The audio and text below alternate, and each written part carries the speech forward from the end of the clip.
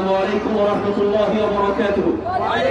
খুতবা দেওয়ার সময় নেই, অ্যাড্রেসিং করার সুযোগ নেই। একটা কথাই হচ্ছে, কোরআন বলছে বিসমিল্লাহির রহমানির রহিম, ইন্নামাল মুমিনুনা ইখওয়াতুন ফাআসলিহু বাইনা আখওয়াইকুম ওয়াত্তাকুল্লাহ লাআল্লাকুম তুরহামুন। আমরা মনে রাখতে হবে, আজ আহলে সুন্নাত ওয়াল জামাত রাউজান, এই রাউজান থানার এই কেন্দ্রে একসাথে হয়ে প্রমাণ করে দিয়েছে সর্বপ্রথম আমাদের মধ্যে 19, 23, 24, 25 আর নাই।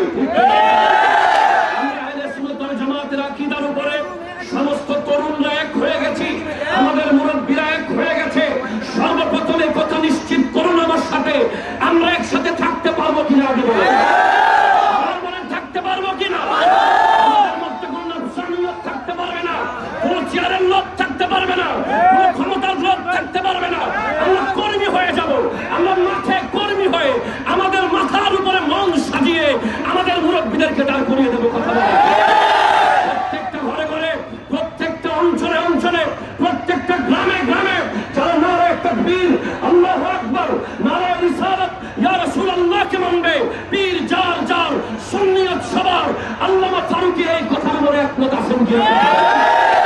আজ আমরা লাঠি চালাতে জানি না, এটা আমাদের দুর্বলতা নয়, এটা খাজা গরিব নওয়াজের শিক্ষা।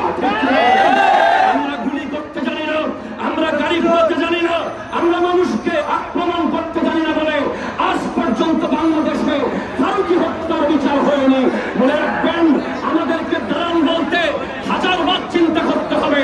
1000 বছর ধরে আমরা কখনো ক্ষমতার ডানে, ক্ষমতার বামে, ক্ষমতার সামনে, ক্ষমতার পিছে ছিলাম না।